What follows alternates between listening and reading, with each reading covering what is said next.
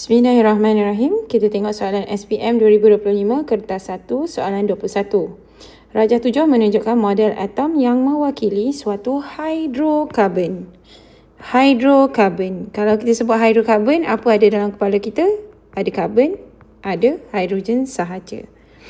Okey, antara yang berikut bahan manakah yang perlu ditambah ke dalam hidrokarbon itu untuk membentuk hidrokarbon tepu? Okay, so first kita tengok diagram ni dulu. Rajah 7 ni. Nampak tak ada ikatan double bond kan? Ikatan ganda dua antara atom karbon tu lah. Situ adalah karbon tu. Sebenarnya dia macam ni lah. Okay, so kalau kita lukis macam ni.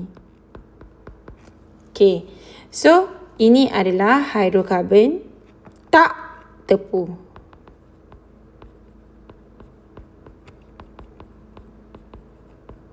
Basically ni adalah alkina kan, siri homolog dia, iaitu etina.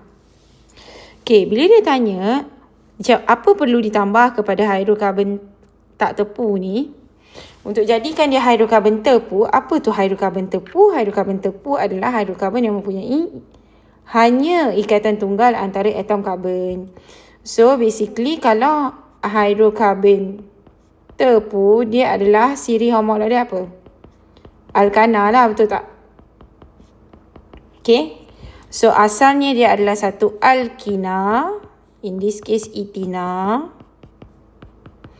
Dia nak jadi alkana. So dia tanya apa yang dia boleh tambah untuk jadikan kawan tu alkana. Okay. So dia nak tambah apa? Nampak ni? Apa dah jadi? Daripada double bond tinggal single bond. Daripada tak ada hidrogen, dia ada hidrogen kat situ. So, dia tambah hidrogen lah sebenarnya. So, bila berlaku ni, tambah hidrogen ni, iaitu penghidrogenan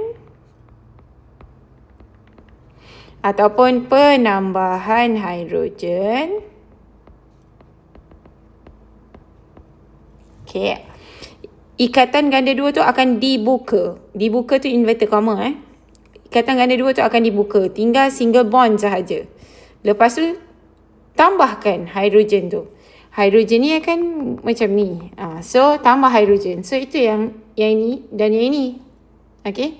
So, daripada an alkina, hidrokarbon tak tepu, jadilah dia alkana, iaitu satu hidrokarbon tepu. Hanya dengan tambah hidrogen. Alright, itu sahaja. Sekian. Terima kasih. Bye.